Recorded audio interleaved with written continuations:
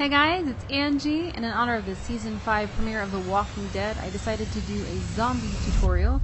It's been about 3 years since I've done my last zombie tutorial, and it's crazy to look back at that makeup and compare it to this one. I think you can kind of see my progression as a makeup artist between those two pictures, and I'm kind of proud of that because it's always good to see yourself getting better at something. Anyway, this tutorial is going to be using mainly face paints as well as fake blood, so it should be easy to replicate and easy to grab all the items that you need to replicate it. So let's get started with this tutorial, and thanks for watching.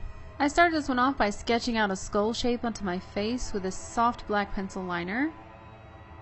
This step's going to help you keep the design symmetrical, and it's also going to give you a map of where you're going to apply your corresponding colors. For the base skin tone of the zombie, I mixed Wolf Brothers face paint in white with the mustard yellow color from their Monster palette. When I think of zombies, I think of a really pallid complexion. I don't think they have any red skin tones because that would mean that there's blood pumping through their veins, which clearly there isn't. So that's why I'm going for this yellow kind of skin tone. I'm also going to add some grays as well to help deaden the skin. Speak of the devil, we're going to be using some more of that yellow, that mustard color from the Monster palette, and applying it in concentrated patches around the skull. Basically anywhere where there needs to be, recession of the skull or the face, anywhere where there's going to be some sunken in areas, that's where I'm going to apply that yellow. You could say that this yellow is the transition color, so I'm also going to apply that to the wrinkles around the eyes, as well as the wrinkles onto the forehead. Now I'm going to take that base color and soften any of the hard lines that I created with the yellow. Just like in traditional painting, this is a layering process, so you want to use things that are going to blend together. These wolf face paints blend beautifully. At this point it's starting to look like a Van Gogh painting, which is awesome, but now I'm going to be adding some gray to add further dimension and further depth to the zombie face. Zombie, zombie night, paint your zombie yellow and gray. Did you hear the rumors that Daryl might be gay? He's hot either way. Zombie, zombie night. For anyone wondering, that was a Don McLean reference to a song that he wrote about Vincent Van Gogh, and I just changed the lyrics to go for The Walking Dead because I like to do weird things. Now I'm going to be adding some black face paint to further define the zombie skull. This black face paint is from Snazaroo, and I'm using it to define the wrinkles underneath the eyes as well as to define the forehead wrinkles. Anywhere where there needs to be definition, I'm using this black face paint. At this stage of zombification, you want to add more colors that you've blended away, such as the yellow or the gray, and I also even added some more black. Colors tend to blend together and fade away, so you want to make sure you still have those colors present in the makeup. Using that Snazaroo black again, I went ahead and filled in the negative spaces around the jawbone as well as the nose sockets, or the cartilage where the nose used to be, I guess would be the better term for that.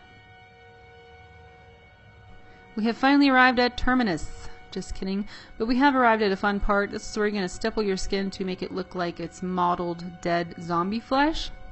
So you want to grab a sea sponge and water down face paint and stipple your little zombie heart out. With the same black eyeliner from before, I went ahead and drew in the teeth, and then I filled them in using the same base I used for the skin tone. I mixed a little red, white, and gray face paint to get the zombie gum color, then I applied it to the exposed gums surrounding the teeth. Then I highlighted the gums and added shadows to create the ridges between the teeth. I do recommend spending a little bit of extra time on the mouth. This really sells the whole zombie makeup.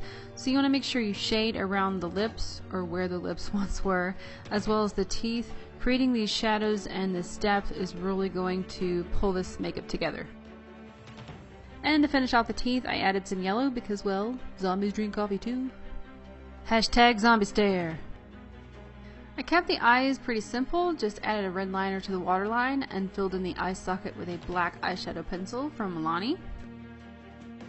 And then I also added a bit of red face paint on top of the black as well.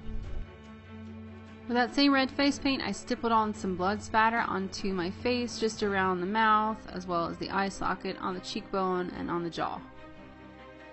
It's almost like zombie pointillism. And feel free to add some fake blood. This is the Fleet Street drying blood in fresh.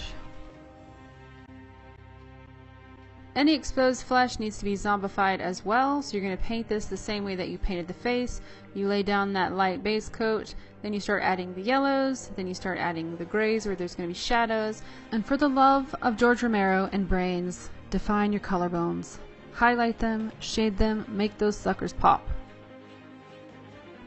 And for any of the areas that I needed to blank out completely or create really deep dark shadows, I just added the black face paint and blended it down into the gray. Once again, my friends, it's time to model using that black face paint and a sea sponge. And finish off that makeup by applying a nice nasty wound using the red face paint and fake blood. Zombie hair is super easy. All you have to do is grab some conditioner and put it in your hair. Make it look stringy and nasty and gross. You could also use hair oil. Feel free to grab some branches or some sticks or some twigs or something else, leaves, hamsters, and put it in your hair too. And that's going to wrap up this zombie inspired tutorial. I do hope you enjoy it, and thank you guys so much for watching. I really appreciate it. I do have to say I think it's pretty crazy that I was able to work on this upcoming season of The Walking Dead. It makes me just really want to encourage you guys to dream big and work hard, because your dreams will come true. If you really want it, it's going to come true. So thank you guys so much for watching again and giving this video a thumbs up. We almost made it to 5,000 on my last video, and that means so much to me because it not only lets me know that you guys like what I'm doing, but it also helps my videos to get seen. So thank you so much, and I will see you soon with a new Halloween tutorial. Take care. Bye.